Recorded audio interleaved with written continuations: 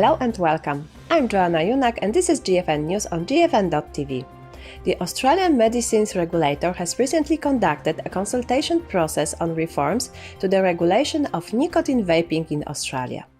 Submissions were received from over 4,000 stakeholders, including the Australian Medical Association, and a review of this submission is underway. Dr. Colin Mendelsohn is an academic and researcher in tobacco treatment. We have asked Dr. Mendelsohn to explain why this consultation was established and his views on the AMA submission. Thank you, Colin, for joining us today. First of all, why did the TGA establish this consultation process? Hi, Joanna. Yes, since the 1st of October in 2021, nicotine liquid's been classified as a prescription-only medicine in Australia, which can only be legally purchased from Australian pharmacies or from overseas if the individual has a valid doctor's prescription. Australia is the only country to classify nicotine vaping products as prescription-only medicines. In all other Western countries, nicotine liquid is classified as a consumer product sold to adults from general retail outlets. Now, the Australian model has been an embarrassing failure. The regulations were designed to allow adults to access nicotine vapes with a doctor's support and to prevent youth vaping. However, they've had the opposite effect. Very few doctors are prepared to prescribe nicotine liquid, and it's almost impossible for vapers to get a prescription legally.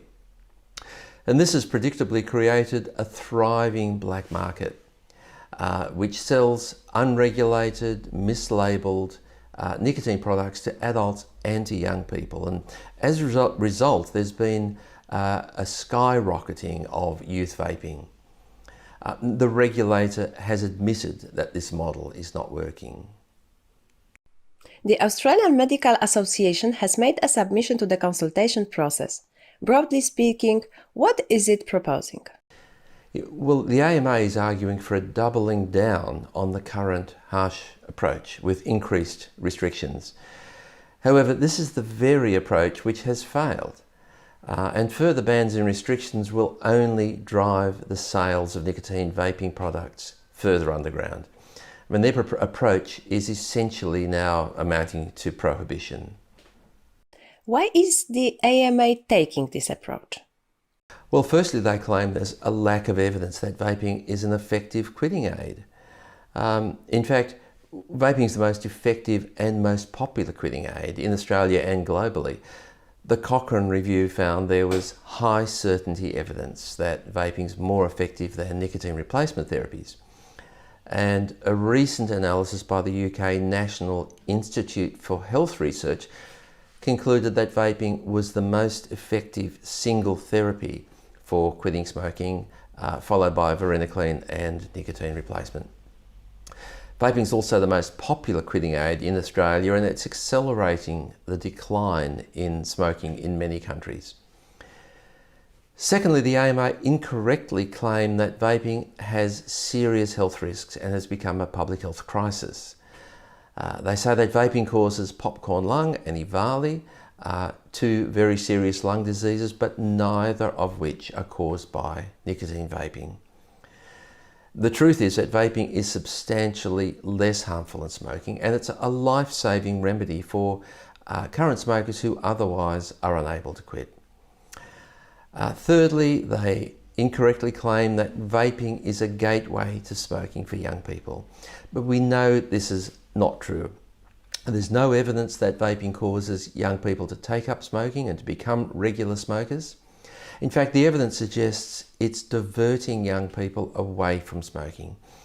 And as increases in youth vaping have been seen, they've been accompanied by an accelerated decline in youth smoking. And that's been seen across a number of countries. What policies is the AMA recommending? Well, the AMA is recommending a range of harsh policies which will only harm public health. They want to continue with the failed prescription model, which has been rejected by doctors and vapers. They believe that all vaping products should be registered as medicines by formal applications to the medicines regulator, while deadly combustible products, of course, remain virtually unregulated. Now, this is an onerous and costly process, and no other country requires this, and no vaping product has been registered as a medicine anywhere in the world and gone to market. And this is because vapes are not medicines, they're consumer products.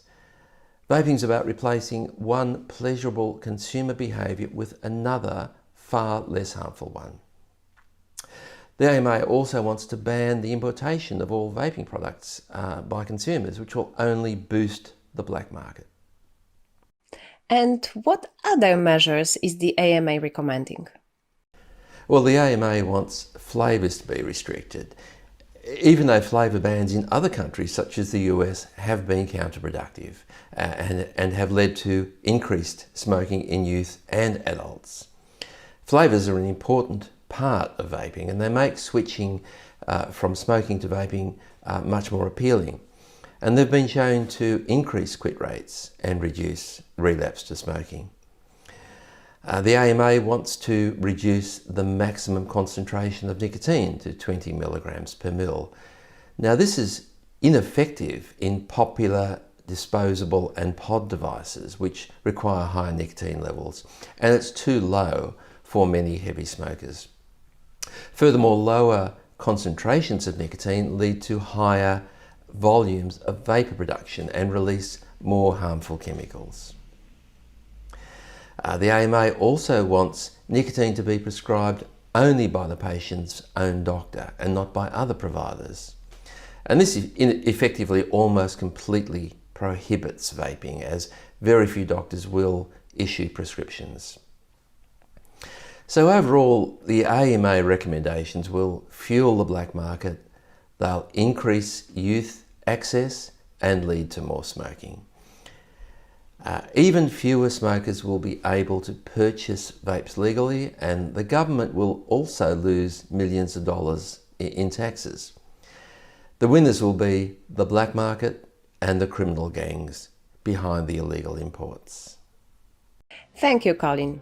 That's all for today. Tune in next time here on GFN TV or on our GFN TV podcast. You can also find transcriptions of each episode on the GFN TV website. Thanks for watching or listening. See you next time.